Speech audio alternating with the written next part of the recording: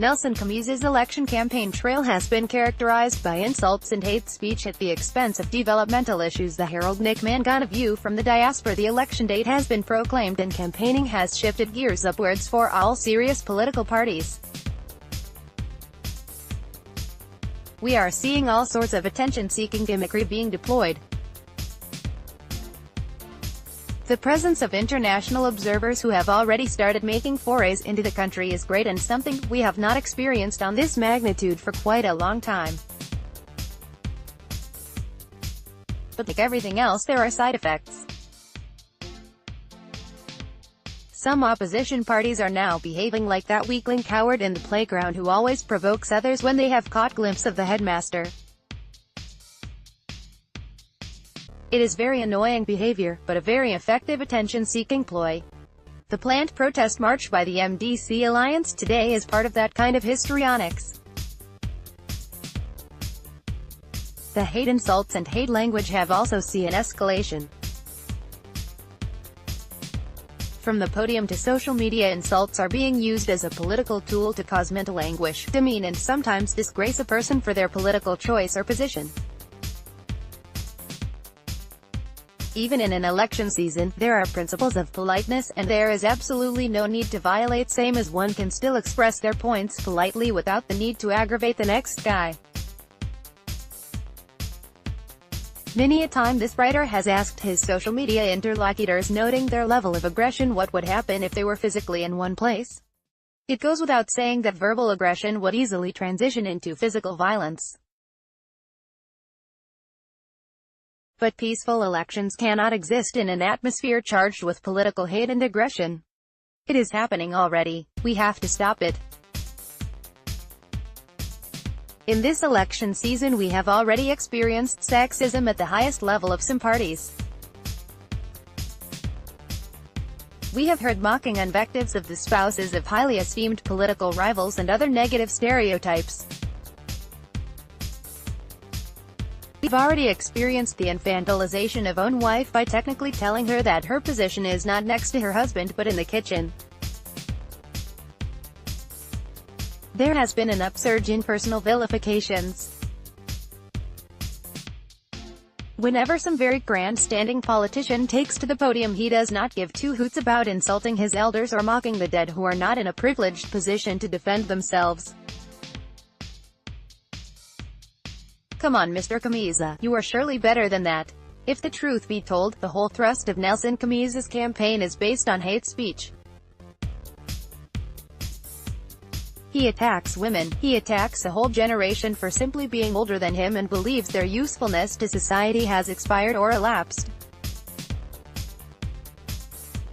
Why? Because they are older than him. Surely, if someone can attack the dead at a rally, who can be spared? Nobody is spared. If the humble disposition of the late humble Zimbabwe patriarch Simon Mazenda can be attacked, who is safe from this man's condescension? He was getting a buzz from mimicking a dead old man just to draw some laughter and feel good about himself. This is a man who was at the helm of our politics, who passed on 1.5 decades ago. He is not here to defend himself. But to Chamisa, he is cannon fodder for a few cheers from his massively dwindling Mashonaland East crowd, where he is meeting his political Waterloo. One may have said Mazenda was from a different party. But he has shown the same level of disdain to the late Morgan Tsvangirai, who he conveniently claims he was his mentor and icon. This is the problem with populism and grandstanding. One has to walk the fine line between being a charismatic politician and a not-so-serious comic. If not careful, you transcend into a charlatan. Jokes, like everything else, obey the law of diminishing returns. They tend to lose their humor as the number of rallies roll. For one to continue drawing laughter, one has to take them closer to the edge of what is acceptable in society. This is where people end up mocking whoever they can just to draw that laughter and momentarily feel nice. We are not saying for one to be a statesman one should come across as a humorless aristocrat. But equally one should not behave like an unrefined plebeian desperate for adulations and validation. One should just be a decent human being. Their politics should fit in the 21st century.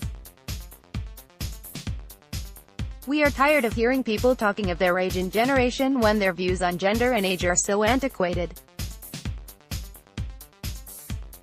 It is these antiquated views that have cascaded down to their rank and file who now believe that aggression is a legitimate political tool or an acceptable debating device.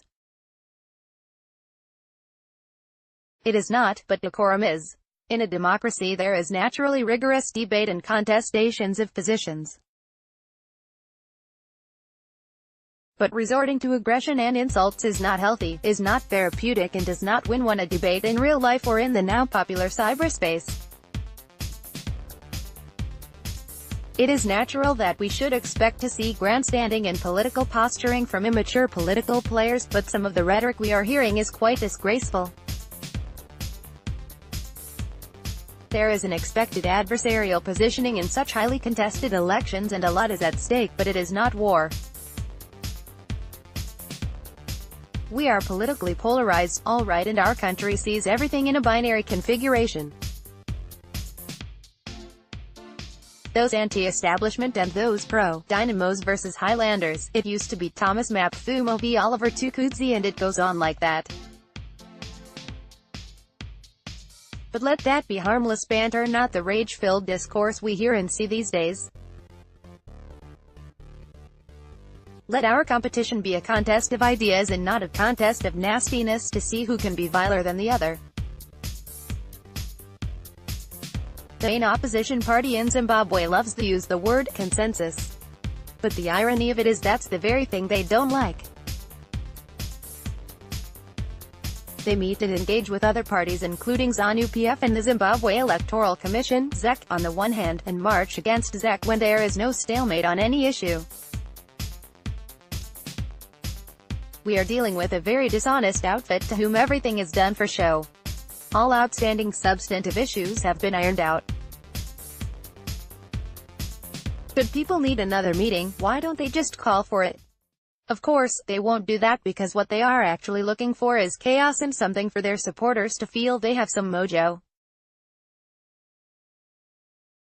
This is the reason why today there is walk of shame which they say is for electoral reforms. Every area of disputation in any subject has to be resolved by talking. Has ZEC refused to meet with the MDC alliance? No, it has always met them. They will continue to meet. So why tamper with peace and investment? Perpetuating disorder is not the progressive consensus-building politics we expect. Consensus is only built by people coming to a table. In most sports or social activities all parties have to respect the referee. You can't hurl abuse at the referee all the time and antagonize him, her at every corner and turn. That's undermining the game itself. Our democracy, like in any other country, is striving for perfection, but it seems it is only the oldest party that has learnt lessons on the perils of toxic acrimony in our politics.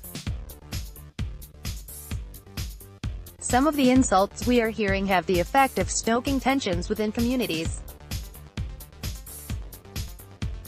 The mere fact that one finds it appropriate to insult a person because of their political choice or position is evidence of intolerance and failure to understand the basic concept of plurality. In a multi-party democracy you can never take a position that anyone who doesn't see things your way is wrong.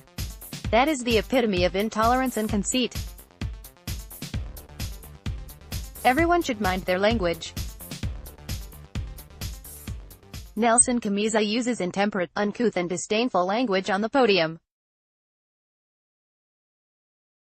He therefore gets in many a jar of pickle knowing behind him is a bunch of raw and unrefined brigades ready to spew vitriol on anyone who dares criticize him. This is a big part of what is stirring some tensions in these elections. It is quite unhealthy. We need to value civility among ourselves, and this has to come from the top.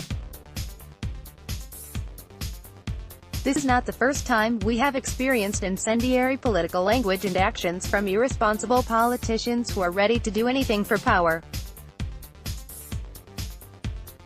What the nation did not foresee is its youngest presidential candidate embracing dismissive and insulting rhetoric as a political tool.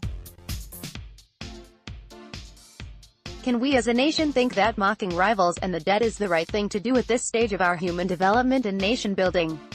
Chamisa is not a stand-up comedian who has to put the joke on someone, including a member of the audience. He is a presidential candidate vying for the highest office in the land.